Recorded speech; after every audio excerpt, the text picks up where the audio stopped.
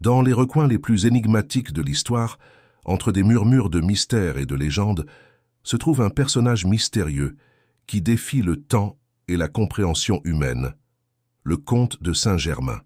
Qui était réellement cet individu mystérieux qui semblait flotter à travers les siècles, laissant derrière lui une trace d'intrigue, de connaissances occultes et une aura de mysticisme? Bienvenue à un voyage fascinant à travers les sentiers mystérieux de l'existence de ce personnage énigmatique. Dans les pages de cet audiobook, Connie Mendez vous invite à découvrir les secrets entrelacés dans la vie de celui qui a défié les limites du conventionnel, déployant des compétences extraordinaires et une sagesse défiant les canons de l'époque. Des cours royales d'Europe aux cercles ésotériques les plus reculés, la figure du comte de Saint-Germain a été tissée avec des fils de légende et de réalité. Était-il un alchimiste immortel, un stratège politique accompli, un occultiste prodigieux ou simplement un mythe embelli par le temps? Préparez-vous à plonger dans un récit qui démêle les énigmes autour de cet individu énigmatique, explorant sa présumée immortalité, ses connaissances dans divers arts, son influence dans les couloirs du pouvoir et son héritage toujours présent aujourd'hui. Accompagnez Connie Mendez dans un voyage sans précédent au cœur de la vie mystérieuse du comte de Saint-Germain, un homme enveloppé dans un voile de mystère et de magie, dont l'existence reste un énigme défiant le passage du temps. Était-il vraiment parmi nous, ou est-il la personnification d'une légende qui défie les lois de la réalité? Plongez dans ce récit et découvrez les secrets qui ont captivé des générations entières à travers l'histoire. Introduction. Dans ce modeste ouvrage, l'auteur ne prétend pas détenir la vérité ultime concernant le comte de Saint-Germain ou le maître ascensionné Saint-Germain, étant tous deux une même personne. Le but est de clarifier, dans la mesure du possible, d'abord certains mystères qui ont persisté dans les esprits après la disparition du comte au XVIIIe siècle, et ensuite de communiquer certaines révélations qui nous ont été confiées et que vous découvrirez à la fin du livre. Ces clarifications et révélations sont d'une grande valeur pour compléter l'enseignement métaphysique pour la nouvelle ère qui nous a été transmis par le maître Saint-Germain lui-même. À la fin, vous trouverez également une vaste bibliographie sur cet énigmatique personnage, mais l'auteur recommande de faire preuve de prudence dans l'acceptation indiscriminée de tout ce qui a été écrit à son sujet, à une époque où la vérité spirituelle était largement méconnue, contrairement à ce que nous savons aujourd'hui.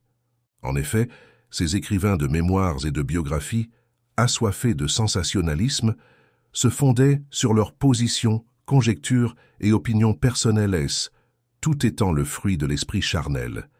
L'adepte venait toujours pour spiritualiser l'Europe médiévale, pour tenter d'empêcher le grand développement des influences négatives qui ont presque paralysé la planète Terre. Cependant, cela a été complètement ignoré jusqu'à présent par la grande masse humaine. C'est seulement avec la pleine connaissance de la loi du mentalisme et l'action de la flamme violette que la conscience humaine s'élève pour gravir l'échelon initiatique où nous nous trouvons maintenant. Nous nous lançons déjà dans l'orbite de l'uranium et entrons dans la présence du « je suis ». Première partie. Qui est et qui était le comte de Saint-Germain? Chapitre 1. Beaucoup a été écrit sur le fabuleux, l'énigmatique et mystérieux comte de Saint-Germain, cet homme merveilleux qui a dominé la scène européenne au XVIIe et XVIIIe siècle.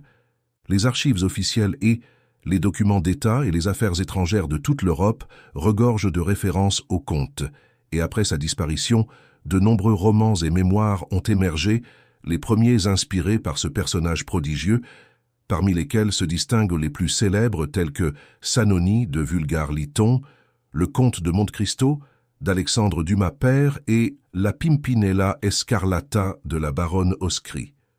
Deux courants entouraient le comte, l'un de jalousie et d'envie parce qu'il jouissait de la confiance et de l'admiration des rois, des sages et des hommes d'État les plus éminents d'Europe. L'autre courant, empreint de profond respect et d'affection, impliquait les ordres ésotériques, les sociétés secrètes et les sectes occultistes de partout. Le premier courant cherchait à le faire chuter, à l'emprisonner et à l'exiler où qu'il aille, le qualifiant de traître voire de charlatan, sans jamais pourtant être pris en flagrant délit de trahison envers la confiance placée en lui, ni que ses grandes richesses ne soient extraites de ceux avec qui il établissait des contacts. Tous les efforts pour enquêter sur la source de ces ressources se sont avérés infructueux. Il n'utilisait ni les banques ni les banquiers, mais évoluait dans une sphère de crédit illimitée qui n'a jamais été remis en question par les autres, ni abusé par lui-même. Les tentatives pour le capturer ont toujours échoué. Le comte se glissait et disparaissait mystérieusement pour réapparaître immédiatement dans un pays différent. Les écrits ultérieurs, qui existent encore aujourd'hui, ne parviennent pas à expliquer un seul mot des énigmes et mystères entourant le comte, car tout est basé sur des conjectures, des suppositions et des opinions de la conscience humaine, sans un soupçon de connaissance ésotérique ou spirituelle est-ce. La simple vérité à propos du comte de Saint-Germain est qu'il était illuminé, un adepte, un envoyé spécial de la hiérarchie blanche pour accomplir de multiples missions avec d'innombrables obligations. L'histoire répète aveuglément qu'il est né le 26 mai 1696, fils du dernier souverain de Transylvanie, Férence II, et de la princesse Charlotte Amélie de Hesse-Rheinfels. Il aurait vu le jour au château de Rákóczi, dans les montagnes des Carpates, pourchassé par Charles VI qui l'avait détrôné. Ferenc II a cherché à protéger son fils le prince, et après avoir répandu la fausse nouvelle de la mort du petit, il l'a envoyé sous la garde de Jean Gaston, dernier des Médicis à Florence. Le prince était un jeune homme très intelligent et spirituel aimant avancer. À l'âge de 14 ans, il s'est distingué dans le mouvement maçonnique italien, tout en poursuivant ses études à l'université de Sienne. Son père était un patriote très apprécié de son peuple, mais a été exilé à Rodosto, en Turquie, où il a été entouré d'une petite cour jusqu'à sa mort en 1735. Le prince s'est rendu au chevet de son père mourant, puis a été envoyé par le sultan en mission diplomatique en Transylvanie. Peu de choses sont connues sur le prince pendant ces années. L'histoire hongroise ne le traite pas avec sympathie, le qualifiant de fils d'une Allemande qui n'a jamais vécu en Hongrie, ayant grandi loin de la tradition des Rákóczi, comme un étranger dans le village de son père. En cette même année, elle est attribuée également une seconde fois sa mort prématurée. Il est important que l'étudiant remarque bien toutes les contradictions apparentes pour absorber ce que les preuves suggèrent, même si le prince, bien qu'étant spirituellement avancé, n'a jamais donné aucune preuve des facultés qu'il déploiera plus tard. Cependant, en 1735, à la mort de son père, des manœuvres étranges commencent à émerger du peuple et de la cour de Hongrie, suscitant des discussions et des interrogations sans explication possible pour les témoins.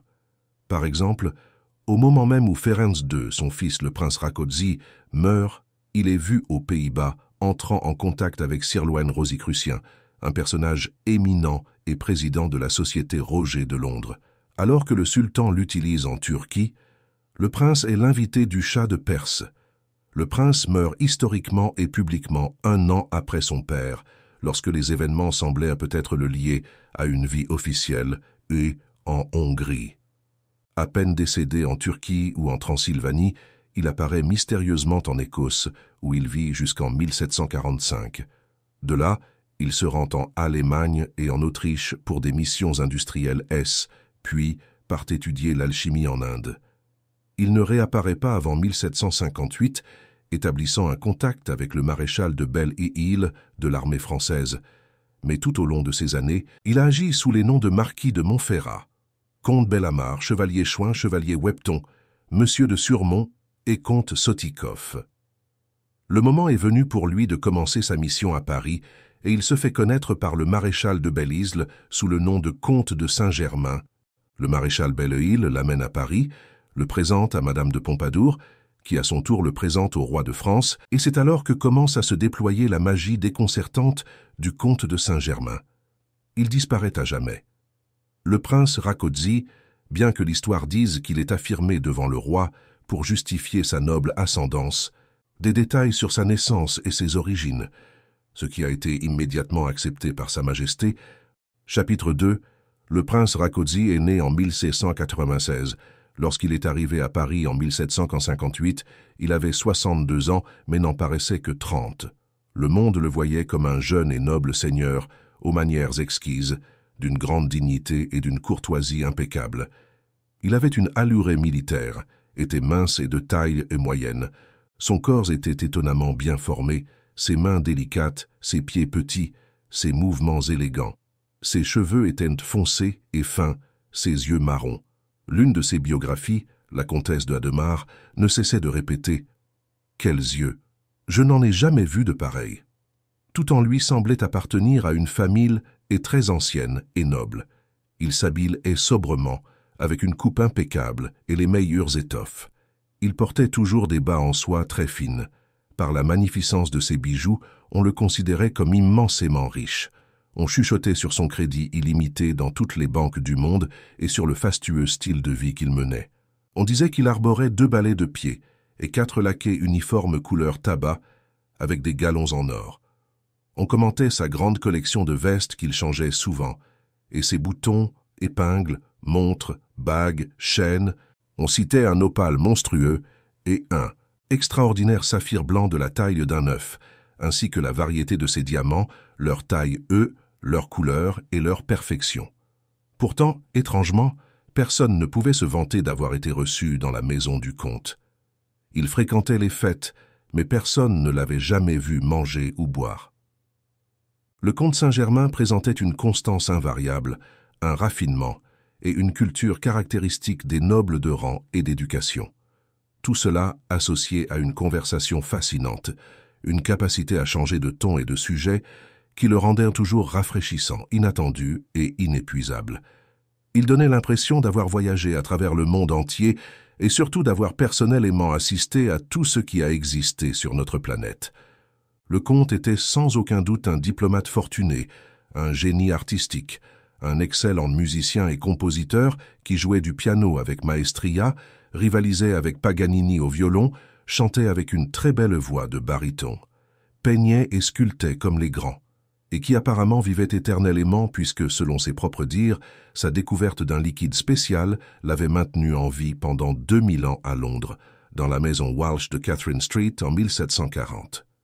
Le comte a publié plusieurs compositions, mais nous n'en connaissons qu'une, un air de sa petite opéra « La perte inconstante », composé dans le style rococo du XVIIIe siècle, très beau et très fleuri. Enfin, nous donnons l'adresse où l'on peut obtenir le disque de cette pièce, qui a également l'attrait et la confirmation de commencer avec les notes tonales de l'adepte, maître ascensionné Saint-Germain, dauphin de la 5e octave du clavier. Clarifions une fois pour toutes la raison du choix de ce nom par cet adepte pour figurer dans cette mission. Il va de soi qu'il était indispensable pour un homme intelligent de s'introduire dans la cour, la plus brillante d'Europe, d'avoir un joli nom et un titre nobiliaire français, de préférence authentique et incontestable, ce dernier devant résister à toute enquête. On raconte que les domaines des amis de Racoxy en Italie étaient appelés de Saint-Germain. Nous ne pouvons ni l'assurer ni le vérifier, mais il y a quelque chose de sûr à ce sujet, car les maîtres, ayant le privilège de regarder depuis le passé le plus lointain jusqu'au présent, le font personnellement équipé de toute la préparation nécessaire. Sa carte de visite devait lui ouvrir les portes des cours souveraines, et même des organisations spirituelles et les plus élevées, qui ont des yeux pour voir et des oreilles et pour entendre. Nous avons déjà vu comment le comte Saint-Germain entrait et sortait en tant que comte Iernamitas. Il parlait le langage ésotérique de toutes les sectes, c'est-à-dire que, comme Comito ou Comitor est un haut grade franc-maçon, Sanctus s'adresse aux religions chrétiennes et Iernamitas ou fraternité est la consigne de tous les occultistes en entrant dans la franc-maçonnerie française où il a commencé. Diderot a annoncé qu'il était le plus ancien de tous les maçons, pour ne pas dire qu'il avait été le fondateur même de l'ordre. Le maître Saint-Germain n'a pas eu besoin de choisir un autre nom pour continuer ses missions pour les humains, car progressivement ce nom se transformait en fonction du changement de conscience spirituelle et de membre de la fraternité blanche à grands frères. Nous ne supposons ni n'inventons lorsque nous affirmons que le prince Rákóczi est le comte.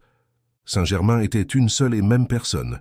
Les maîtres ont confirmé cela lorsque, par le biais de la société théosophique fondée par les maîtres Morya et Kudjumi, la communication suivante est arrivée par la voix du Tibétain, adepte de la fraternité blanche, presque un siècle après la mort du comte Saint-Germain.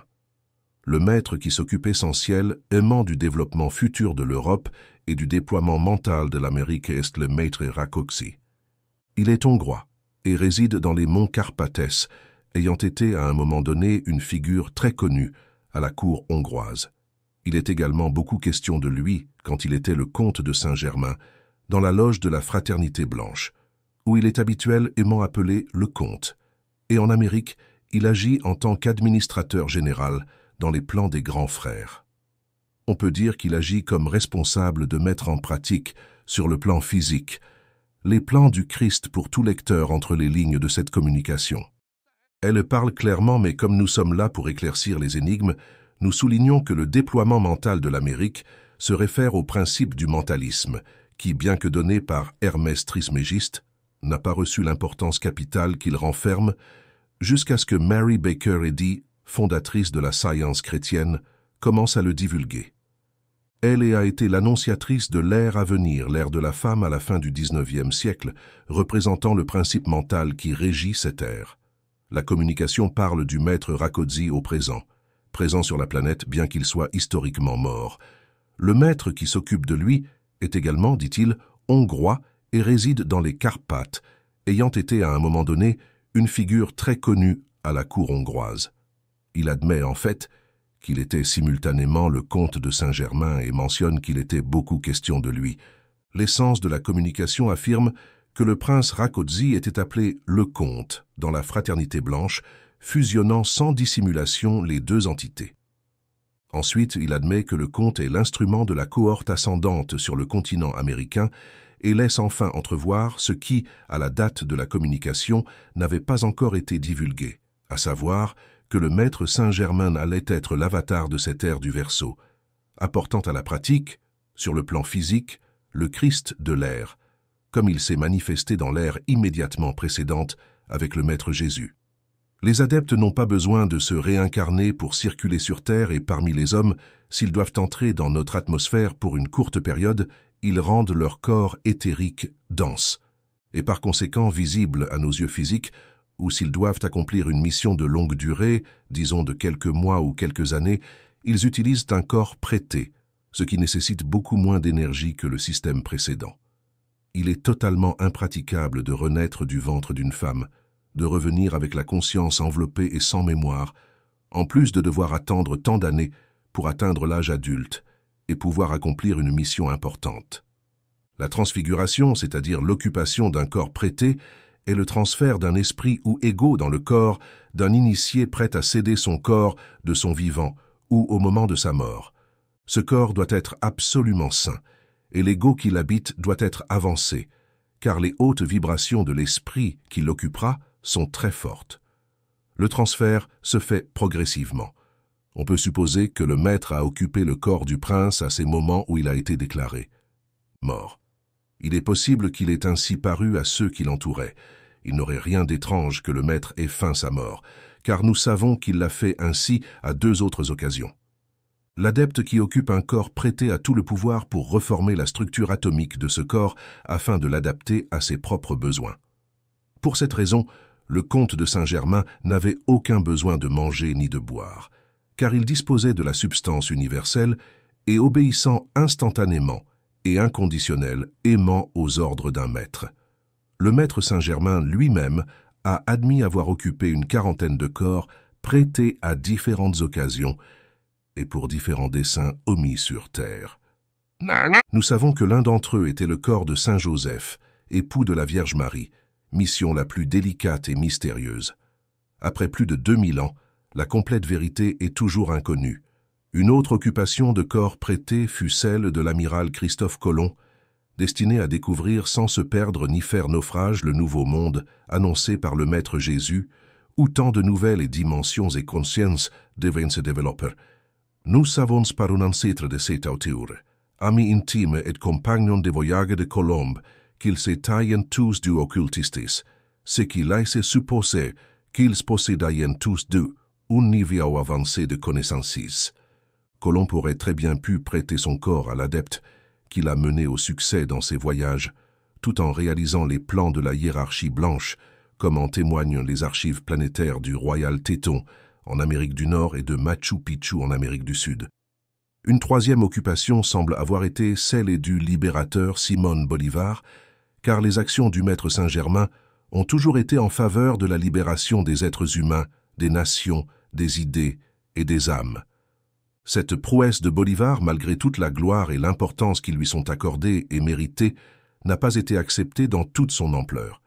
Escalader les pics enneigés de la Cordille, air des Andes sans chemin, sans armes ni soldats de métier, fut une série de miracles caractéristiques du comte de Saint-Germain et du Maître Saint-Germain. Chapitre 3. Le monde entier était stupéfait par la mémoire extraordinaire du comte de Saint-Germain.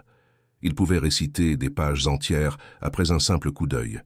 Il parlait sans accent l'allemande, l'anglais, l'italien, le portugais, l'espagnol, le français, le grec, le latin, l'arabe, le chinois, l'hébreu, le chaldéen, le syriaque, le sanskrit, de nombreux dialectes orientaux, et lisait le cunéiforme babylonien et les hiéroglyphes égyptiens, tous avec une maîtrise totale. Le comte était ambidextre, il pouvait écrire avec les deux mains à la fois. Les deux moitiés de son cerveau étaient indépendantes. Il pouvait écrire un sonnet d'une main et une lettre d'amour de l'autre, bien qu'il n'ait jamais fait étalage de ses pouvoirs cachés. Le comte agissait spontanément comme un magicien blanc, un kabbaliste, un hermétiste, un alchimiste, un illuministe, un templier, un gnostique, un franc-maçon et un rosicrucien. Il était clairvoyant, clairaudient, voyageait astralement, éthériquement, cosmiquement. Parfois, on ne le voyait pas pendant 3 jours, il entrait dans un profond transe sans se réveiller. Cela pouvait lui arriver chez lui ou chez autrui. L'historien viennois Franz Jaffred relate qu'un jour, au milieu d'une conversation avec le comte, il le vit soudainement devenir sérieux, rigide comme une statue. Ses yeux, habituellement si expressifs, devinrent sans vie et incolores. Peu après, il se ranima, se leva et, faisant un geste d'adieu de la main, s'exclama en allemande. « Je pars. Vous me verrez une fois de plus demain. On a besoin de moi à Constantinople puis en Angleterre. Pour l'instant, je dois préparer 2 inventions que vous verrez dans le prochain siècle, un bateau et un train. » Il avait l'habitude déconcertante d'entrer dans la chambre du roi, sans passer par les portes. Il apparaissait simplement et disparaissait sans dissimuler sa faculté. Lors des réunions, il divertissait en racontant des détails sur ses connexions avec Cléopâtre, avec Jésus-Christ, avec la reine de Saba, avec Sainte Isabelle, avec les cours de plusieurs royaumes, avec Santa Anna, avec l'ancienne Rome, avec la Russie, la Turquie, l'Autriche et la Chine, le Japon, l'Inde. Tantôt il imitait François Ier, tantôt il révélait des secrets haut placés de Louis XIV et parlait avec plus d'aplomb que n'aurait pu le faire le propre chargé d'affaires de chaque personnage. Une fois, en racontant un épisode très ancien, il s'arrêta avec un petit air de confusion et dit à son Baal et debout « C'est ainsi que c'était, n'est-ce pas, Roger ?» Et Roger répondit « Monsieur le comte, vous oubliez que je n'ai que 400 ans. Cela a dû se passer au temps de mon prédécesseur. Ce qui nous amène à demander ici où placer Roger par rapport à la théorie de la naissance au château de Rakoczy. Bien sûr, tous ces prodiges sont catalogués par l'humanité ordinaire en termes de magie blanche ou noire selon qu'elle soit bonne ou mauvaise. Mais comme tout a une explication parfaitement naturelle, et que les êtres humains héritent du même droit légué par le Père divin créateur, il serait bon d'éclaircir le mystère de chacun des énigmes précédents. Lorsque l'être humain atteint sa dernière incarnation sur Terre, on dit qu'il est candidat à l'ascension. L'ascension se produit parce que la personne s'est détachée de toutes les attaches avec la planète Terre et avec ses proches, et qu'elle y a réussi à se purifier de toute énergie négative, remplissant ses cellules de lumière. Arrive alors le moment où la magna présence « Je suis » l'attire à elle et le retire de la Terre. La gravité de la Terre est vaincue à ce moment-là. L'individu a alors l'opportunité de choisir la gloire ou de continuer à aider ses frères humains. C'est le moment où le subconscient vide son contenu et l'ego se souvient de toutes ses incarnations passées sans éprouver de gêne, récupérant en plus toutes ses compétences acquises et toutes les langues parlées au cours de sa vie. Il peut alors disposer de ses trésors dans le ciel, c'est-à-dire de tout ce que contient son corps causal. Mais si l'ego préfère ascensionner vers la gloire, il doit abandonner tout ce qu'il a accumulé pour le bien de l'humanité. La mémoire extraordinaire n'est donc rien d'autre que la faculté naturelle et de regarder en arrière et de lire comme dans un livre, ou de voir comme dans un film tout ce qui vient à l'esprit dans le passé sans le voile de Maya. Le fait d'être ambidextre n'est rien d'autre que d'avoir été gaucher dans d'autres vies, c'est une compétence acquise, et donc l'individu peut écrire avec les deux mains. La faculté d'apparaître et de disparaître, sans passer par les portes, est une condition des corps astral et éthériques. Savoir les projeter hors du corps physique peut être accompli par l'étude et la pratique pendant la vie du corps physique. Celui-ci est laissé endormi dans un lit pendant le voyage. Il est très utile de savoir qu'en se concentrant sur un lieu ou une personne, on est là ou avec elle, eux. Quant à Roger, c'est peut-être la preuve la plus consistante du fait que tous deux occupaient des corps prêtés à cette époque. Roger se manifestait comme élève initié et serviteur inséparable du maître. Chapitre 4. Le problème de l'argent est l'une des préoccupations majeures de l'humanité. Dans toutes les chroniques concernant le comte, une grande curiosité se manifeste pour savoir d'où provenaient les sommes qu'il dépensait apparemment dans ces somptueux bijoux pour financer sa vie à la cour et s'habiller de façon si noble. Sans les connaissances spirituelles et enseignées par l'activité « je suis », la seule réponse qui reste est l'alchimie. Le monde lui a accolé l'étiquette d'alchimiste et n'a pas cherché plus loin. La loi de correspondance dit que ce qui est en haut est comme ce qui est en bas, et vice versa. L'alchimie existe sur tous les plans.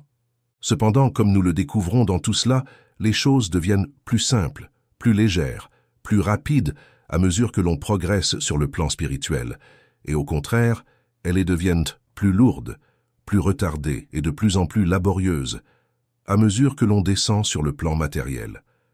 La transformation des métaux en or est identique à la transmutation de l'énergie sur le plan mental spirituel. Il s'agit simplement de convertir les formes et images mentales négatives et destructrices en l'or pur, des vertus qui nous appartiennent sur le plan du « je suis ». Cicéron a dit que la philosophie est la connaissance des choses divines et humaines ainsi que de leurs causes et principes. Appliquez cette dualité à l'idée de la pierre philosophale qui transmute les métaux en or, et vous verrez très clairement qu'il ne s'agit que d'un état de choses totalement abstrait et rien de physique. La pierre, comme nous le savons en métaphysique, est la foi. La philosophie est la sagesse pure, exacte, le tranchant de la lame. L'alchimie est donc d'abord spirituelle et très en fin de compte matérielle, mais on ne peut pas apprendre de bas en haut. Celui qui sait transmuter l'énergie par le moyen de la flamme violette en premier, puis par le moyen des autres flammes, a trouvé la pierre philosophale. Il transformera progressivement l'accumulation d'énergie qui l'empêche de manifester l'or de l'abondance dans sa vie. Généralement, les alchimistes étaient des êtres très sages, très versés dans les sciences les plus occultes. Les signes kabbalistiques qu'ils utilisaient étaient des formules et des équations très profondes. Leur discours était voilé pour que les novices ne se mettent pas à expérimenter des circonstances dangereuses, car les curieux lisent et donnent une interprétation totalement erronée à ce qu'ils lisent, surtout en ce qui concerne tout ce qui est spirituel, car ils ne suivent que la lettre morte. Il est vrai qu'aux yeux de Jacques Casanova de Sangalles, le comte a pris une pièce de 12 centimes, l'a exposée à une certaine flamme, jusqu'à ce qu'elle devienne rouge, puis après qu'elle se soit refroidie, il l'a remise à Casanova. Celui-ci fut tellement stupéfait en constatant que c'était de l'or pur, qu'il a exprimé le doute que Saint-Germain ait peut-être changé la pièce contre une autre. Le comte lui a simplement répondu « Celui qui doute de mes connaissances ne mérite pas de parler avec moi », puis lui a montré la porte. Pour un être de la stature du comte Saint-Germain, toutes les possibilités existent. Un initié, un adepte, un maître d'une telle envergure ne rencontre aucune difficulté à transformer un centime en pièce d'or lorsqu'il suffit de tendre la main et d'extraire de l'air l'or dont il a besoin. Cette vérité ne peut être ni crue ni comprise que par celui qui a pris conscience du principe du mentalisme, jusqu'au point d'en prendre conscience, parce qu'il a été totalement ignoré jusqu'au siècle dernier. C'est pourquoi le monde a été rempli d'alchimistes, qui cherchaient l'or par le chemin facile, ignorant la vérité. Nous sommes déjà au niveau où beaucoup vont réaliser le fait que s'ils se visualisent dans la flamme dorée descendant de la présence et ressentent de la gratitude pour cela, ils ne tarderont pas à précipiter toute la substance nécessaire. Ceci est un pas dans l'alchimie spirituelle et ne peut échouer. Il faut clarifier un point vital, sans lequel l'alchimie spirituelle n'agit pas. La présence « je suis » ne peut pas faire descendre sa substance dorée vers l'ego inférieur, à moins que le canal soit propre. Propre signifie non obstrué par l'amertume. Cette amertume est formée par les critiques, les commérages, la mauvaise volonté, le ressentiment, le souvenir constant des maux passés, les émotions violentes. La manière la plus pratique pour avoir un esprit équilibré en tout temps est de s'efforcer de ne pas être affecté par aucune circonstance blessante ou impatiente. Garde ta joie et ta bonne humeur, car toute perte de patience, toute considération pour l'erreur te sera largement facturée, non seulement parce que cela affecte ta réceptivité au bien que veut te donner ta présence « je suis », mais aussi parce que lorsque tu atteins ces sommets d'alchimie spirituelle, tes changements d'humeur et tes fluctuations émotionnelles affectent destructivement tout ton environnement, ta famille et tes relations. Et si tu es chef de groupe, cela affecte tout ton groupe. Il vaut mieux ne pas assister là où se déroulent des événements tristes, négatifs et dramatiques. Et pour une personne à ce stade, il n'est pas nécessaire de rendre visite aux malades, ni de faire des passes en plaçant les mains, ni d'entrer directement en contact avec quelque problème que ce soit. Le traitement universel du « je suis » atteint toutes les latitudes. Il doit être à distance, car souvent le praticien constatera que ces vibrations sont trop fortes pour le malade. Chapitre 5. Charles, duc de Shelby, lié au prince Rákóczi par sa mère, la princesse de Hesse-Reifels, était un occultiste très avancé, un ami intime du comte, et peut-être le seul à connaître toute la vérité à son sujet. La mort du comte Saint-Germain au château du duc Carlos à Eschenford en Suède, le 27 février 1784, est aussi fausse que son naissance en Transylvanie. Mais ce n'était pas la première fois que le maître disparaissait de la circulation sans laisser de tombe ni de pierre tombale, comme nous le verrons plus tard. Voltaire dit quelque chose dans une lettre à Frédéric le Grand. Le comte Saint-Germain est l'homme qui ne meurt jamais et qui sait tout. Le duc Carlos a brûlé tous les papiers du comte après sa disparition, ne laissant que le manuscrit de la très sainte philosophie, le seul livre qu'il a écrit.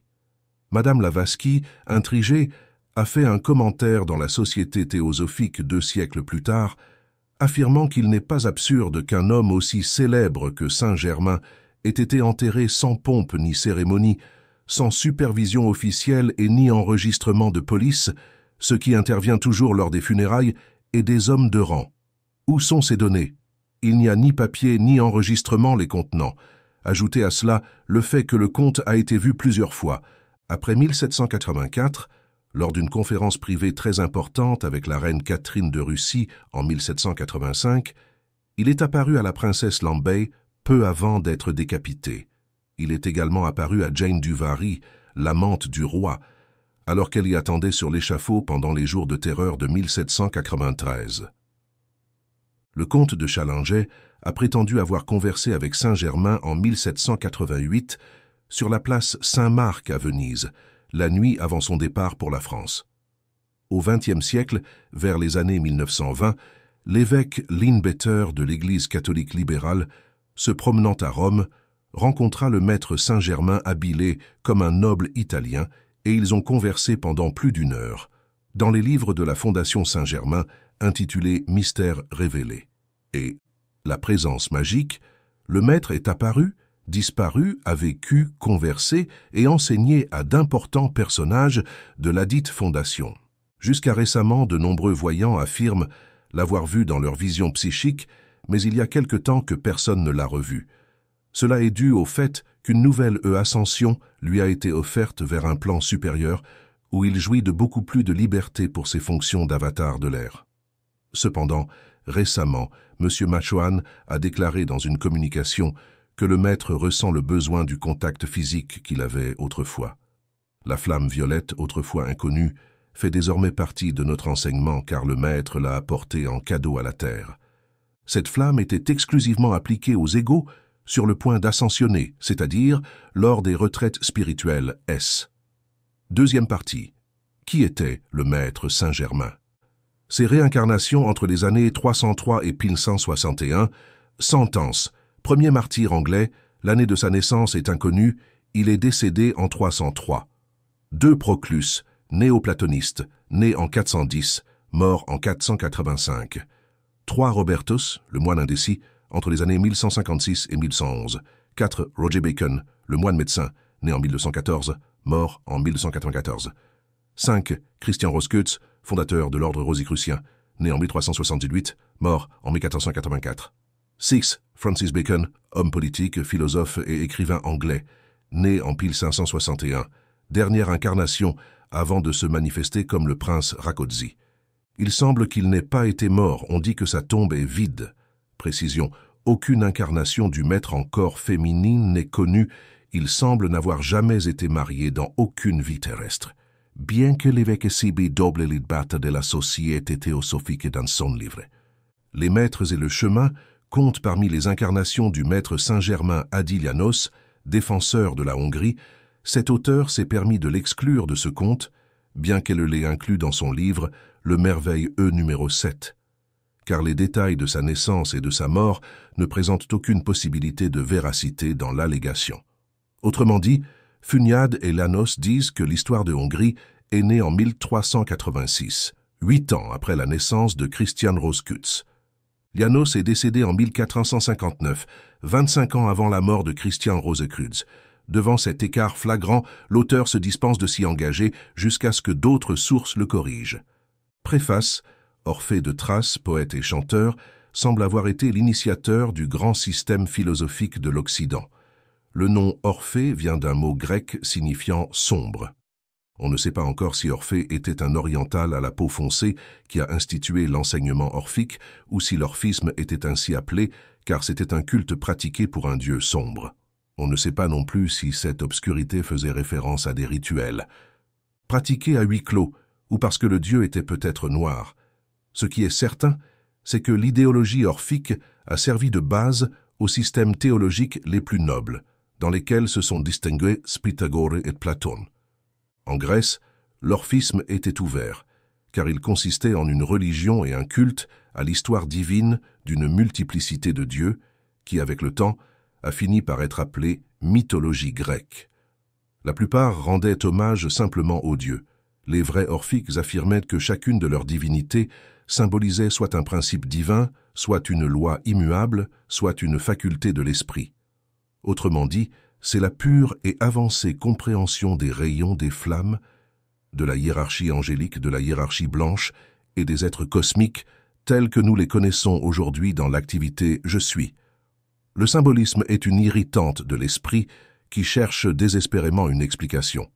Et au fur et à mesure que les intellectuels grecs réalisaient que leur mythologie était une sorte de grande devinette cachant des vérités spirituelles et très importantes, ils se sont consacrés à décrypter le puzzle avec âme, vie et cœur.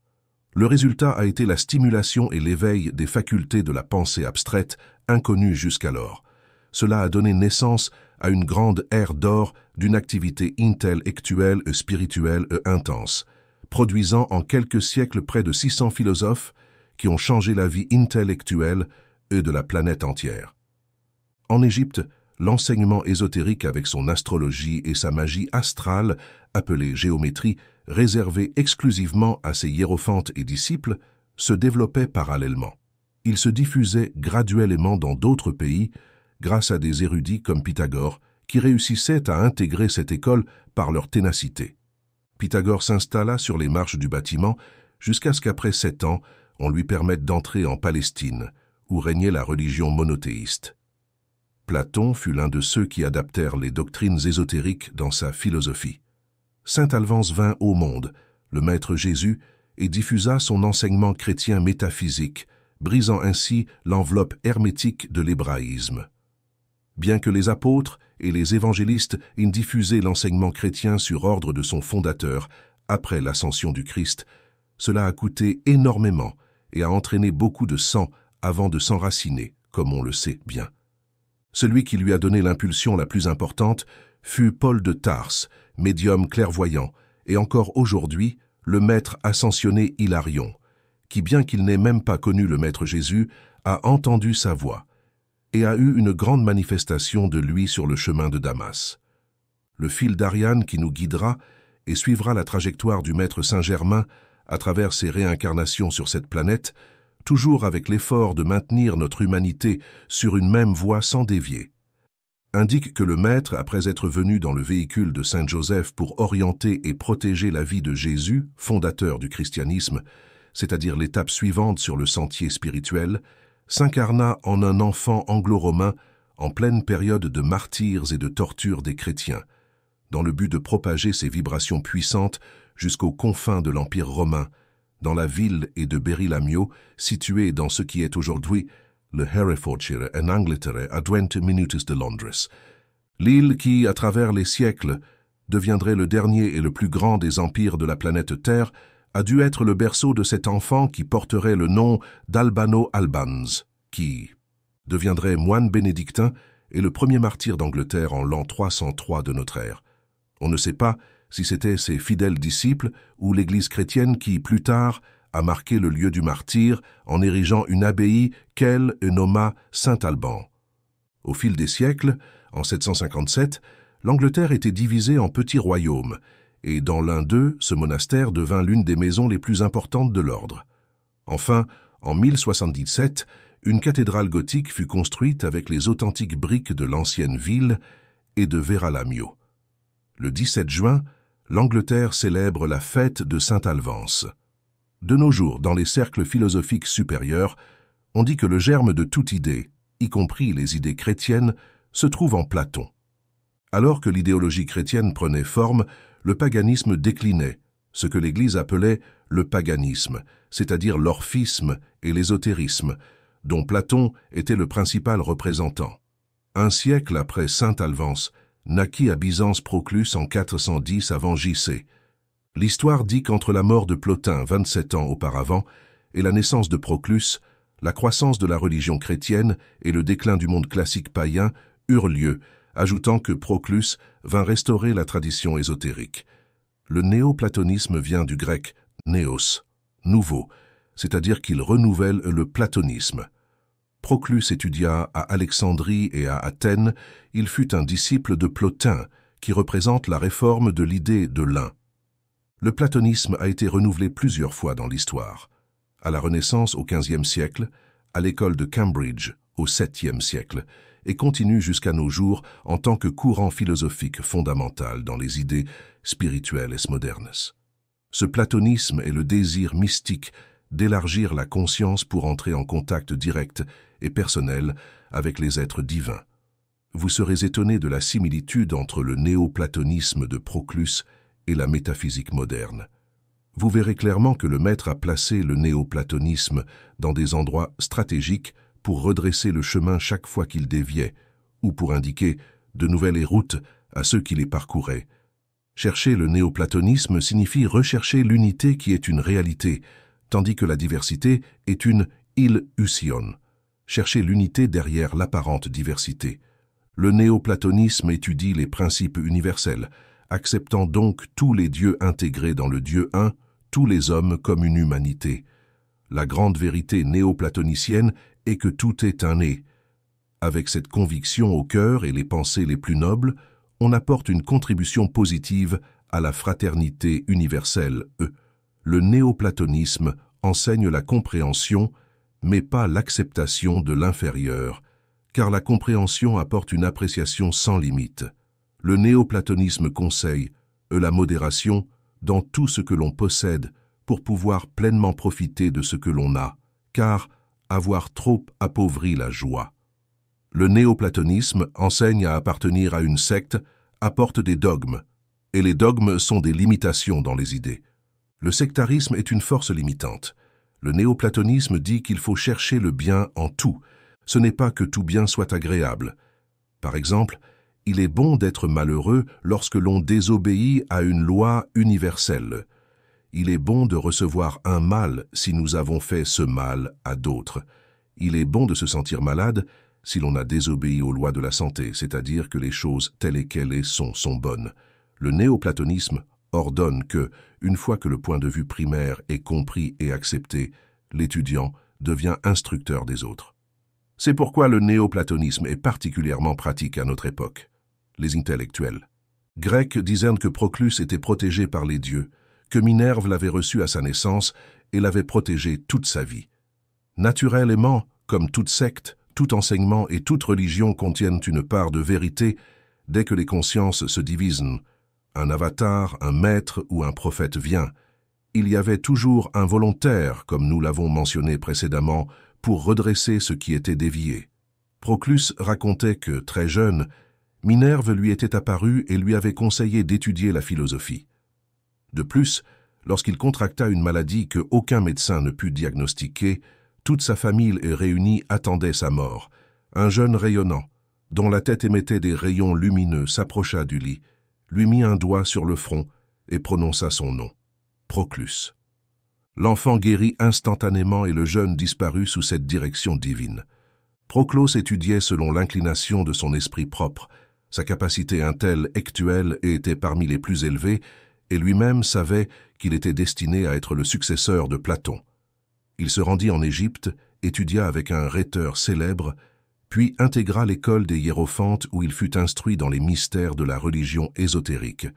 À Alexandrie, il étudia avec des philosophes grecs des mathématiques, avec Héro, un homme d'une profonde spiritualité et versé dans les mystères des nombres. Ensuite, il voulut étudier la doctrine aristotélicienne avec le maître Olympiodore, qui fut tellement impressionné par les capacités de Proclus qu'il lui offrit de marier sa fille et pour qu'il ne s'éloigne pas d'Alexandrie. La jeune fille était une grande philosophe, bien sûr, mais Proclus, guidé par sa mentor divin, continua à préparer son esprit dans la discipline platonicienne. Ayant atteint 20 ans, Proclus se rendit à Athènes, la gardienne de la philosophie, et fut mis en contact avec Cyriano, le sage le plus éminent du moment, expert dans les doctrines d'Orphée, de Pythagore et de Platon. Ensuite, il étudia avec Complétère, qui, bien qu'étant très âgé et n'acceptant plus de disciples, accepta Proclus comme élève et le prit d'affection au point de l'inviter à résider avec lui jusqu'à ce qu'il décède 2 ans plus tard. Complétère laissa des instructions désignant Cyriano comme successeur dans l'éducation de Proclus, ayant déjà absorbé les mystères mineurs. Cyriano le guida dans la discipline sacrée de Platon, et ainsi Proclus atteignit pleinement sa stature de successeur de Platon, par une progression ordonnée et par les mérites de son propre esprit. À 28 ans, il était un dirigeant reconnu parmi les platoniciens et avait écrit un grand nombre d'œuvres, y compris un sage commentaire sur le Timée de Platon. Il ne mangeait pas de viande animale, mais conseillait aux autres d'en manger occasionnellement pour la force physique. Jeunait une fois par mois et célébrait la pleine lune avec de l'abstinence au lieu de festivités, comme le voulait la coutume. Il était un avocat du bon sens en ce qui concerne tout ce qui devait être suivi en ce qui concerne le corps physique. Pour les étudiants en philosophie, il recommandait une alimentation légère, car les aliments lourds et la digestion chargée interféraient avec la clarté mentale nécessaire pour établir un contact mystique avec les divinités. Proclus succéda à Cyriano comme directeur de l'école néo-platonicienne d'Athènes en 450. Avant JC et à partir de là, il se consacra entièrement au mysticisme platonicien. Les chrétiens sapant rapidement les mystères grecs et la haine qu'ils lui portaient, l'obligea à chercher refuge en Asie mineure. Un disciple de Proclus décrit cette haine comme une attaque de vautour. C'était injuste car cela l'obligea à étudier les mystères de la philosophie orientale après une année enrichissante sur le plan philosophique. Minerve l'envoya. Retourné à Athènes où il resta le reste de sa vie, Proclus était tolérant envers toutes les religions, se joignait à tous les rituels et célébrations des différents dieux, pensant que les différentes croyances honoraient les mêmes dieux sous différents noms. Il atteignit l'âge de 75 ans, avait un grand cercle d'amis unis dans la fraternité pythagoricienne, mourut à Athènes et fut enterré près de son maître Cyriano. Sa vie active prit fin à 70 ans. Sa mort fut annoncée par une série de perturbations célestes, y compris une éclipse solaire. L'épitaphe de sa tombe fut écrite par lui-même. Il souhaitait des funérailles simples sans pleureuses habituelles S. Il est décédé en 485 avant JC. L'école platonicienne de mysticisme a cessé en tant que mouvement séparé et le courant de sa pensée s'est mêlé au courant croissant de la métaphysique chrétienne. Moi, Proclus, ayant payé ma dette à la nature dans la poussière, je serai une délice. le grand Cyrano, a formé ma jeunesse et m'a laissé son successeur dans la vérité. Nos corps ont une tombe commune et nos deux âmes un lieu commun dans les plaines éthérées.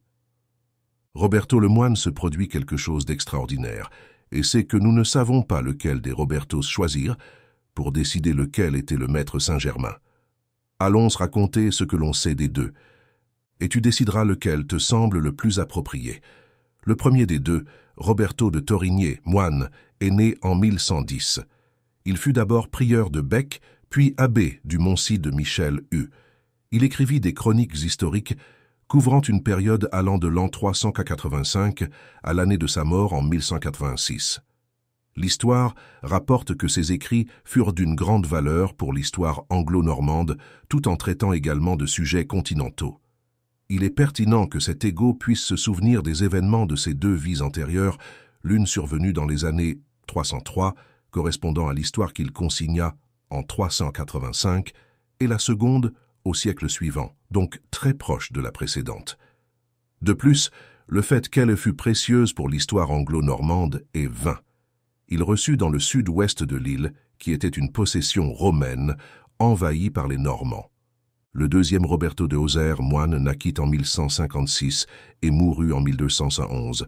L'abbé du monastère de Saint-Marien où il entra lui exigea d'écrire une histoire universelle et couvrant la période entre la création du monde et l'an 1211, année où cela se produisit. Roberto de Auxerre devint une autorité en histoire entre les années 1141 et 1211, année de sa mort. Après son décès, d'autres écrivains continuèrent son travail, mais l'histoire de Roberto de Auxerre fut constamment utilisée par tous les autres historiens.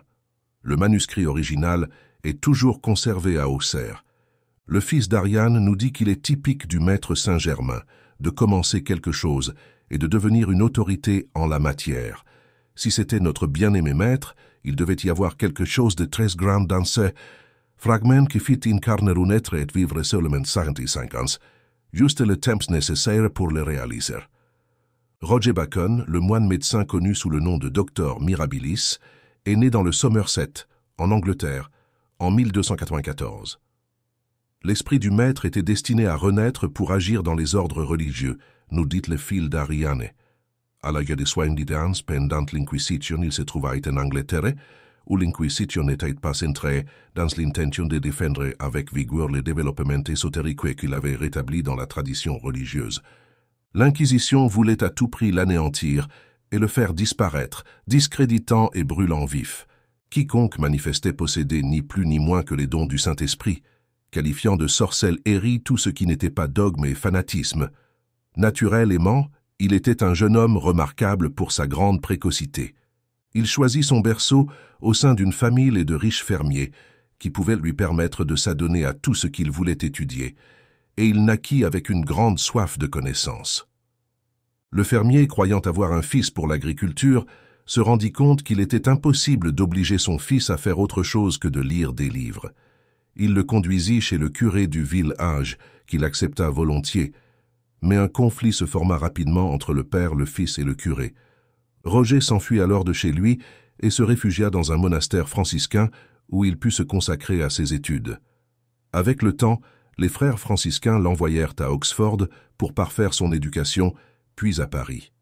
Parmi tant d'autres choses, il est dit que Roger s'intéressait aux sciences occultes et acquit rapidement de grandes connaissances en magie blanche, comme on l'appelle eux aujourd'hui. Pour cela, il incarnait l'esprit de Saint-Germain. Roger Bacon est devenu célèbre pour toujours en tant que créateur de l'occultisme, aux côtés d'Albert le Grand, un nobiste ratiste, alchimiste, scientiste et mage, et du tuteur de ce dernier, Thomas d'Aquin, un savant logisticien, un métaphysicien sévère et un mage. Il pratiquait non seulement l'alchimie, mais aussi ce qu'on appelait alors les sciences expérimentales, qui n'étaient rien d'autre que ce qu'on appelle aujourd'hui la sorcellerie, ce qui consistait en la collaboration d'élémentaux du plan. Ils étaient experts en cela, Moïse et les hiérophantes égyptiens. De plus, Roger Bacon se distinguait en chimie, mathématiques, astronomie, métaphysique, biologie, avec une spécialisation dans la multiplication des espèces, en ingénierie, en construction et en sciences mécaniques, pour lesquelles il prévoyait la possibilité future de navires sans rames, de voitures sans chevaux et de machines volantes, qui sont ensuite devenues réalité. En médecine, il mérita le titre de Doctor Mirabilis pour son œuvre Mirabilis Protestat Artis et Natura. Il découvrit les lentilles S convexes pour les télescopes et pour corriger la presbytie. Son nom sera toujours associé à la poudre à canon qu'il a contribué à découvrir. Ses expériences en chimie le menèrent bien sûr à étudier la pierre philosophale, et de là à la purification de l'or et à l'élixir de vie.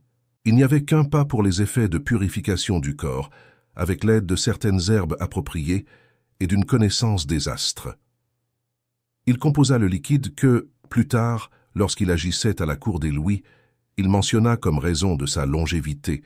Roger Bacon était un défenseur de la liberté de penser, et dans une époque de telle ignorance, toutes ces choses étaient considérées avec une profonde suspicion, au point d'aboutir à une persécution par les frères de sa propre ordre, qui finalement le mirent à la porte pour être rebelle et être révolutionnaire. Mais c'est précisément pour cela que cet égo avait incarné, et il s'était réfugié à Paris, où il avait fait ses études. Cependant, là-bas, il se trouva sous un régime de répression et fit appel au pape Clément IV, qui exprima le désir de posséder une copie de son œuvre. Le franciscain fougueux parvint à insulter tout le monde, y compris Albert le Grand et Thomas d'Aquin, qu'il catalogua d'ignorants et d'illettrés en philosophie et métaphysique, de même que ses confrères franciscains et dominicains. Il n'est pas en vain notre patron et avatar de la nouvelle ère apprestant de connexions avec les ordres et les pays de langue latine. Il n'écrivait plus dans une autre langue que le latin et malgré de gros problèmes économiques, il parvint à terminer ses œuvres majeures et mineures. Ses travaux trouvèrent faveur auprès de Clément IV, et il lui fut permis de retourner à Oxford pour poursuivre ses études scientifiques. Là-bas, il écrivit un compendium de philosophie dans lequel il manifestait l'erreur entre les relations de la philosophie et de la théologie. Cela déplut tellement aux autorités ecclésiastiques qu'elles l'incarcérèrent et brûlèrent tous ses livres. Pour son époque, le niveau intellectuel de Roger Bacon était très élevé. Il fut le premier à soutenir que l'observation et l'expérimentation étaient indispensables pour acquérir des connaissances scientifiques dans les sciences naturelles et où, autrement dit, que l'on ne peut étudier les phénomènes psychiques, la magie, la sorcellerie, le spiritisme, etc., sans les expérimenter. Un jour, le roi visitait un noble seigneur d'Oxford et, connaissant la renommée du moine Bacon, le roi exprima son désir de le rencontrer. Le seigneur du château envoya un messager le chercher à Oxford. Roger acquiesça et dit au messager « Avancez et annoncez-moi, bien que je vous prédise que j'arriverai avant vous chez le roi. » Le messager rit et lui fit le pari qu'il arriverait bientôt, car ce n'était que quelques 5 milles à parcourir. Cependant, le moine partit immédiatement. Peu après, Roger arriva chez le roi, qui lui souhaita la bienvenue et lui demanda de donner à lui et à sa cour une démonstration de ses compétences. Roger accepta courtoisement et répondit au roi « Je vais satisfaire plusieurs de vos sens, Majesté. » En disant cela, il sortit une baguette nommée « de la vertu ». Il fit quelques mouvements dans l'air, et tout à coup, une belle musique émana de l'éther. Puis, il fit apparaître un groupe de danseurs qui exécutèrent un ballet magnifique au son de la musique. Bacon fit de nouveau des gestes, et un parfum délicieux se répandit dans tout l'espace. Le corps de bal disparut, et une table remplie des mets les plus délicieux apparut. Tous les convives se mirent à manger, et Bacon se tourna vers le roi pour savoir s'il désirait encore voir quelque chose de sa magie. Le roi se montra satisfait et l'encouragea à demander une faveur à son tour. Roger lui répondit qu'il ne désirait rien d'autre que d'obtenir la faveur de son roi. Celui-ci lui assura l'amour de sa cour et le sien propre, et lui fit don d'un précieux joyau en le remerciant.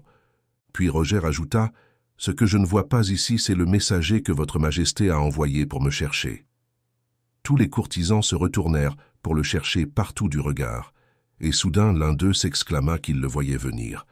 Le messager se présenta effectivement, mais dans un état tellement désordonné et contrarié que, lorsqu'il le vit, il lança une imprécation de colère.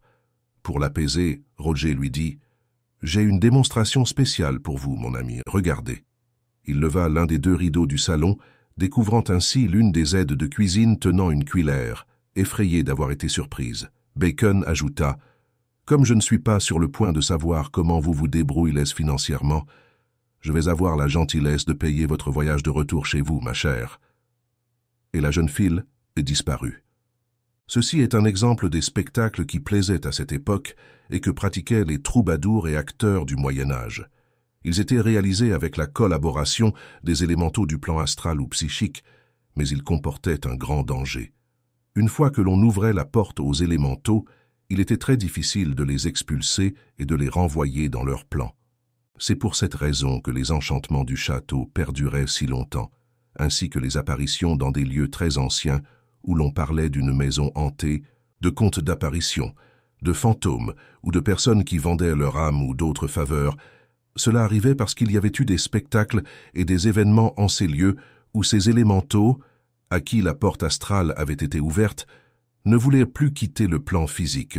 Il n'était qu'un élémental qui se présentait sous une forme et un aspect terrifiants, et qui offrait toutes sortes de merveilles, et pour séduire les crédules, afin que les portes du plan physique leur soient ouvertes grandement. C'est le récit d'un cas typique où Frank Roger Bacon agit. Un homme était criblé de dettes, et un élémental, vêtu d'un habit, lui offrit de grosses sommes d'argent pour le sauver, à condition qu'il lui promette de lui donner son âme après avoir payé toutes ses dettes. Comme on peut l'imaginer, l'homme payait et payait, mais il n'avait aucune hâte de régler toutes ses dettes. Finalement, le moment arriva où il ne pouvait plus attendre plus longtemps ses créanciers et sa désespoir était tel qu'il allait se suicider. Lorsque frère Bacon arrêta sa main et lui demanda la raison de cela, l'homme lui raconta les faits. Le moine lui répondit « À l'aise au lieu de rendez-vous avec lui, mais niez tout ce qu'il vous réclame. S'il continue à vous réclamer quelque chose, insistez pour nommer un juge et surtout, insiste pour que le premier homme qui passe par là soit celui qui le juge. » L'homme agit comme on lui avait dit, et quand l'autre insista en lui disant « Ton âme m'appartient maintenant, et j'insiste pour que tu me la donnes. » L'homme répondit « J'insiste pour qu'un juge intervienne. Allons chercher le premier homme qui passe par ici. » « Très bien, répondit-il, et ils attendirent quelques minutes. Frère Bacon passa comme l'homme l'attendait, et, le stoppant, il lui expliqua la situation. Il s'adressa également à frère Bacon, disant « La condition était que, une fois toutes ses dettes payées, il me donnerait son âme. Le temps est écoulé, et il a tout réglé, dit-il. » L'homme confirma que c'était vrai. « Eh bien, dit le moine, si vous avez vraiment payé toutes vos dettes, demandez-le lui vous-même. »« Non, monsieur, je n'ai rien reçu de lui jusqu'à présent, » répondit le moine. « Ne lui donnez pas un centime, et vous serez libre, déclara-t-il. L'accord était que vous respectiez cet homme tant que vous lui deviez de l'argent. Alors, comment pouvez-vous le tourmenter s'il vous doit tout ce qu'il vous a donné? Je vous ordonne de disparaître par la sainte Croix. » Il disparut en un éclair et le moine se tourna vers l'homme et lui recommanda de ne jamais lui donner un sou. Peu à peu, les gens regrettèrent d'avoir impliqué les élémentaux dans les affaires du plan physique, et la rumeur se répandit que cela portait malheur. Appeler les esprits dans le spiritisme était considéré comme une entreprise courageuse et érudite, comme celle de notre cher maître qui se chargeait d'enseigner la vérité à travers les temps. Le moine Roger Bacon fut emprisonné pendant 14 ans et fut finalement libéré, mais il mourut 2 ans plus tard, en 1294. Christian Rosenkreutz naquit en 1378 et mourut en 1484. Allemand, noble orphelin, il fut éduqué dans un monastère où il apprit le latin et le grec. La religion chrétienne était très mal comprise et enseignée de manière déplorable à l'époque. À 17 ans, il quitta le monastère en compagnie d'un frère et ils voyagèrent à Damas, Jérusalem, en Arabie, en Égypte, au Maroc, puis en Espagne. Avec beaucoup de peine, Christian perdit son frère à Chypre, mais il décida de poursuivre son voyage seul. Arrivé à Damas, il apprit l'existence d'un cercle secret de théosophes qui vivait dans la ville de Dankar. Il s'y dirigea et fut reçu gracieusement. Il lui fut annoncé qu'il était attendu depuis longtemps pour une vérification. Les frères lui firent revivre plusieurs scènes de sa vie. Ils étaient des experts dans les arts magiques et le jeune décida de rester avec eux. Ils l'initièrent immédiatement aux sciences occultes. Il apprit la langue arabe et traduisit le livre M en latin. Après 3 ans d'instruction mystique, conformément aux instructions des frères, il quitta la cité mystérieuse et se rendit d'abord en Égypte, puis à Fès. Là, il se lia avec d'autres maîtres qui lui enseignèrent la meilleure façon d'invoquer les esprits élémentaux. Après la fin de son initiation à Fès, 2 ans plus tard, il se rendit en Espagne, où il tenta de convaincre les érudits de leur erreur. Mais ces derniers se moquèrent de lui, affirmant qu'ils avaient appris les arts noirs avec un maître bien supérieur à lui, à savoir Satan lui-même, à l'université de Salamanque. Plein de noblesse indignée, Christian quitta l'Espagne et se rendit dans d'autres pays où, malheureusement, il rencontra le même sort. Finalement, il trouva refuge dans son pays d'origine et y resta reclus dans la solitude, écrivant. Après 5 ans de vie érémitique, il résolut que celui qui avait réussi à transmuter les métaux et à fabriquer l'élixir de vie était sans aucun doute destiné à un but encore plus noble que celui de rester isolé. Du moins, c'était l'opinion de ceux qui l'entouraient. Nous ne connaissons pas les dispositions de la hiérarchie cosmique qui le dirigeait. Peu à peu, il rassembla des membres autour de lui qui, al-ayant, formaient l'ordre de la Rose-Croix.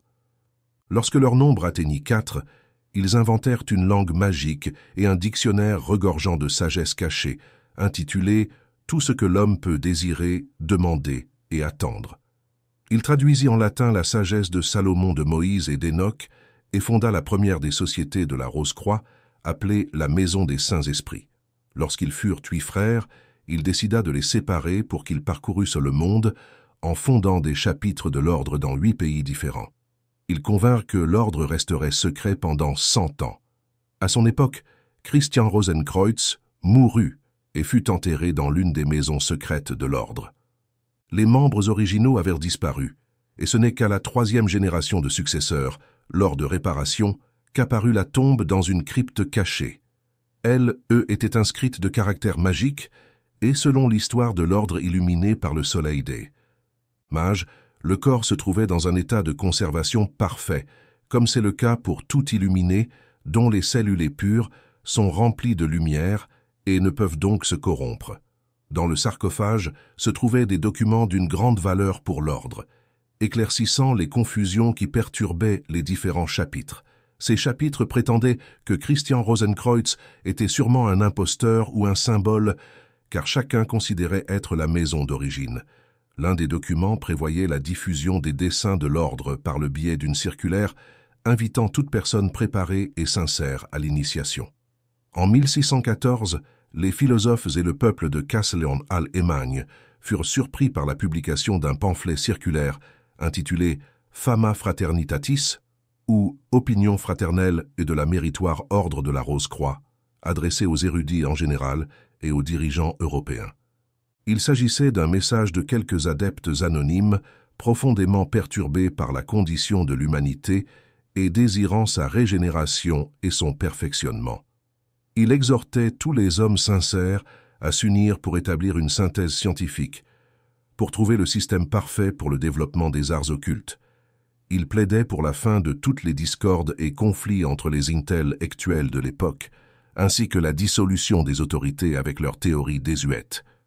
Il mettait l'accent sur le fait que tout comme la religion avait été réformée et purifiée, la science devait également être traitée de la même manière.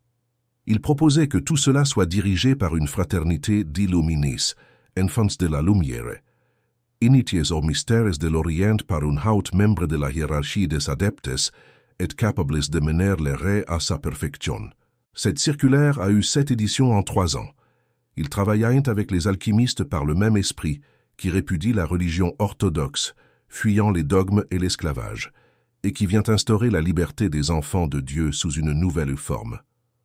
Les frères de l'ordre de la Rose-Croix admettaient que l'esprit du fondateur avait vécu de nombreuses existences physiques, prenant un nouveau corps chaque fois que ces véhicules étaient devenus inutiles, ou pour changer le champ de ses activités, ce qui concordait avec la communication du maître Saint-Germain concernant ses plus de 40 corps empruntés.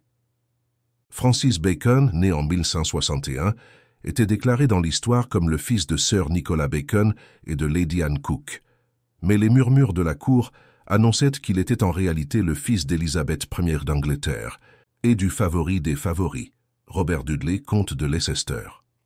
En effet, l'année précédente, c'est-à-dire en 1560, la reine et Dudley avaient en effet plusieurs tentatives de mariage secret. Tous les essais avaient échoué, car la reine avait omis de se rendre au rendez-vous clandestin.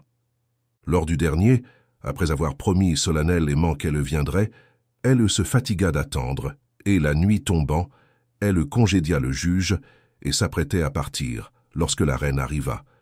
Eux s'étaient hâtés uniquement pour dire à Dudley de l'excuser, mais que des obstacles insurmontables à la cour l'avaient empêché de tenir parole et avaient tout gâché. La reine entra dans un carrosse blindé de rideaux et ils disparurent ensemble dans la nuit.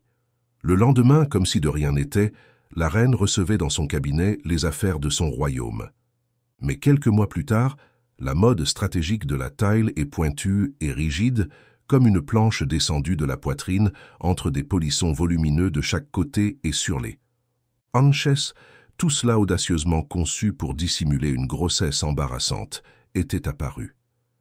La reine avait finalement renoncé à toute idée de mariage, estimant trop son droit de régner à sa guise et sans interférence, et continua de se faire appeler la reine vierge. Pour perpétuer cette farce, dans l'hypothèse que le garçon Francis était le sien, il fallait le confier à un courtisan en adoption. Plus tard, nous verrons comment tout confirmait la vérité qui est toujours visible pour ceux qui ont des yeux pour voir. Francis Bacon est donc né en 1561. Presque dès ses premiers jours, il se révéla être un garçon exceptionnel, aimant Intel et Jean. Il entra à l'université de Trinity à l'âge de 12 ans et à Cambridge 3 ans plus tard. Il n'avait pas encore 16 ans lorsqu'il prit aversion à la philosophie d'Aristote, la trouvant stérile et dénuée de tout ce qui pourrait réellement bénéficier à la vie humaine. Après ses études universitaires, les seigneurs Bacon l'envoyèrent à Paris sous la tutelle de l'ambassadeur anglais pour étudier la politique et la diplomatie. Là-bas, il s'intéressa à la science expérimentale, émettant un concept radicalement nouveau sur l'objectif du savoir humain, exprimant que dans l'Antiquité, le seul but était de découvrir de nouveaux arguments verbos, tandis que la science moderne cherchait à vaincre et à dominer la nature en lui arrachant ses secrets, non pas par des palabres éternelles, mais par l'expérimentation, l'union de la théorie et de la pratique, la connaissance et la technique. Il avait le même objectif qui le motivait à travers toutes ses vies. Il commença déjà à écrire son œuvre majeure, Instauratio Magno de Dignitas Scientiarum, destinée à redonner à l'homme son autorité sur la matière. Le fil d'Ariane nous indique toujours le tempérament de l'adepte, dans sa coutume de produire tous ses écrits en latin, et dans son effort pour amener l'humanité à dominer et à se libérer de toutes les entraves et répressions. La mort de Sir Nicolas l'obligea à retourner à Londres, où il découvrit que le testament de son père lui accordait la part la plus maigre de l'héritage, le forçant ainsi à gagner sa vie. Il se consacra à l'étude juridique. Francis Bacon passa 25 ans de sa vie dans l'ombre de Lord Burleigh, son oncle maternel, qui l'entravait et l'humiliait systématiquement et constamment, de manière si marquée qu'on aurait dit qu'il lui avait été confié pour le garder non seulement surveillé, mais aussi dominé et réprimé. Toutes les tentatives de Francis pour atteindre sa position appropriée à la cour furent infructueuses. On aurait dit que la reine Élisabeth n'avait pas d'autre préoccupation que de faire revivre un passé malheureux. Finalement, peut-être contraint par les ragots de la cour et les suppositions défavorables pour la reine et son agent Burleigh, celui-ci lui obtint un siège au Parlement. Mais toute idée qu'il pourrait le manipuler comme un instrument docile fut dissipée. La première chose que fit le jeune homme fut de se positionner en opposition à une requête royale. Cela suscita bien sûr la désapprobation de la reine et de l'oncle Burleigh, et il n'y eut plus de faveur. Cependant, il était presque impossible de le réprimer. Les nombreux talents de Francis, ses travaux scientifiques et littéraires, même en période de plus grande adversité, renforçaient encore sa réputation. En 1605, il publia sa progression de la connaissance divine et humaine, qui constituait la première partie de son Instauratio Magno. Cela devait apporter au monde un nouveau système d'apprentissage et de pédagogie. Avec Francis Bacon, la philosophie moderne commença une nouvelle foi. À l'organon d'Aristote, il opposa son Novum Organum, tout comme Proclus avait restauré le néoplatonisme. Francis Bacon fit renaître pour la 4e fois dans l'histoire de l'intellect humain le platonisme et le néoplatonisme, libérant les intellects de son époque des discordances des théologies aristotéliciennes. Lord Bacon était rosicrucien et devint empereur de l'ordre. La Vox Populi continuait de murmurer à propos de Francis Bacon, affirmant que les comédies habiles qu'écrivait un certain Will.i.am Shakespeare n'étaient autres que celles de Francis Bacon. Celui qui signait les œuvres, c'est-à-dire Will.i.am Shakespeare, était le fils d'un fermier de Stanford-on-Avon. Il n'était pas exactement un paysan car il avait occupé certains postes municipaux dans cette ville mais il n'était pas non plus une personne qui aurait pu dispenser à son fils la culture suffisante pour s'exprimer dans les termes poétiques et érudits du théâtre shakespearien. Le William Shakespeare qui signait les œuvres gagnait sa vie en travaillant comme portier dans un théâtre et parfois, en cas d'urgence, jouait un rôle mineur. Il n'est pas difficile de déduire que Francis Bacon profita de cette amitié pour porter ses œuvres au théâtre par ce canal. Il y a une trentaine de pièces qui attirent l'attention sur une situation humaine ou sociale pour laquelle l'adepte, et donc Francis Bacon, a toujours travaillé. Ces 30 et quelques œuvres manifestent un flux continu de la loi de la vie que nous connaissons bien aujourd'hui. De plus, il a été révélé par les frères aînés en métaphysique que les pièces de théâtre de Shakespeare contiennent pas moins de 500 acrostiches du nom de Francis Bacon. Également, dans un code crypté apparaît dans l'une des œuvres révélant l'instruction intérieure d'une école initiatique dont Francis Bacon était membre. On a dit en passant que cet homme est l'auteur d'un code crypté qui reste encore aujourd'hui l'autorité mondiale. À la mort de la reine Élisabeth d'Angleterre, le roi James Ier monta sur le trône, ce qui élimina automatiquement la résistance contre Francis Bacon. Ce dernier fut nommé procureur, puis procureur de la couronne. Ensuite, lord gardien du Sceau royal et enfin chancelier, tout cela en moins de 11 ans. Malgré cela, simultanément, il reçut le titre de lord et 3 ans plus tard, celui de vicomte Saint-Alvance ou Ariadna. Les envieux étaient très actifs, l'attaquèrent, le calomnièrent et réussirent à le faire emprisonner à la Tour de Londres. Bacon était un défenseur de la politique du roi, et les amis qui avaient servi Élisabeth auraient préféré qu'il reste dans le même humble plan où elle l'avait maintenu. Le roi le libéra et l'innocenta, mais Bacon se retira à la vie privée, où il continua d'écrire son Instauration Magno et des pièces sociales qu'il fallait corriger. Le fil d'Ariane nous amène à l'église de Saint-Michel de Véralam, dans la cathédrale de Saint-Adams, où l'on dit que le corps de Francis Bacon fut enterré.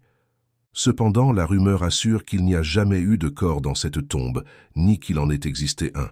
Dans un plan de connaissance beaucoup plus profond, nous allons discuter de l'incarnation de l'adepte dans le corps de Francis Bacon. Tout enfant apporte dans ses électrons un nombre ou une fréquence vibratoire, soit son équation. Cette fréquence vibratoire se répète dans les sons qui composent son nom et son prénom. Peu importe la coïncidence dans le nom que la mère souhaite donner à l'enfant, c'est sa vibration qui est enregistrée dans l'esprit de la mère et l'oblige à choisir le nom qui convient à cet enfant dans cette incarnation. Si pour une raison quelconque le nom est changé par le père ou les membres de la famille, l'enfant souffre et souffrira toute sa vie de multiples obstacles, de frustrations et de déséquilibre entre son chemin et son caractère ou tempérament. Parfois, cela constitue un sérieux retard pour l'individu. Souvent, la personne change de nom et parvient à rétablir son incarnation dans la voie qui lui correspond pour accomplir son destin. Les forces électroniques ne connaissent rien de ce que l'on appelle sur Terre les conditions morales ou la moralité. Seule la loi de l'attraction agit pour ramener les choses à leur point d'harmonie. Si à l'ego inférieur de Francis revenait la tâche de devenir l'épouse la plus remarquable dans l'empire le plus puissant sur Terre, un cataclysme s'est produit en lui imposant une descente vibratoire, avec le nom Bacon, qu'il avait porté lors de 3 réincarnations antérieures. Ne pas répéter une étape déjà franchie sans apporter les conditions indésirables du passé dont l'ego s'est déjà diplômé, spirituel aimant et intel actuel aimant. Francis accomplit ce qu'il était venu faire physiquement. Il souffrit de troubles constants, au point de devoir retourner à Verulamium et au nom de sainte qui lui avait été attribué des siècles auparavant. Il aurait pu être roi d'Angleterre, le premier roi métaphysique, et aurait pu changer le cours de toute la terre par la suite, ce qui était peut-être l'intention de l'adepte, qui dut ensuite revenir presque sans répit. Ces perturbations se produisent plus souvent que ce que l'on croit possible. Souvent, le dicton « l'homme propose, Dieu dispose » se transforme en « Dieu propose, l'homme dispose », faisant des siennes en intervenant maladroitement dans sa terrible gravité. Avec une patience infinie, les maîtres et les avatars redressent et ajustent les charges tordues, au-delà de la loi s'il était possible, qui est le maître Saint-Germain.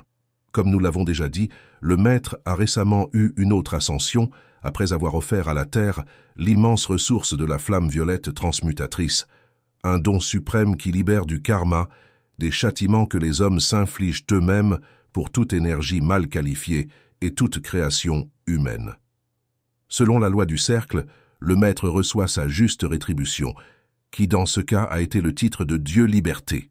Le maître Saint-Germain a déclaré dans une communication précédente « Mon nom s'est désintégré avec mon passé, et aujourd'hui, je suis le soleil de la liberté, et c'est mon grand privilège de propager la cause de la liberté sur le plan terrestre.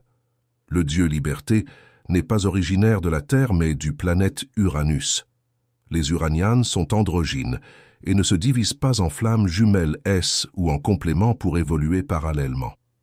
La relation de la déesse Portia avec le Dieu Liberté est celle d'une assistance puissante dans les grandes cérémonies cosmiques.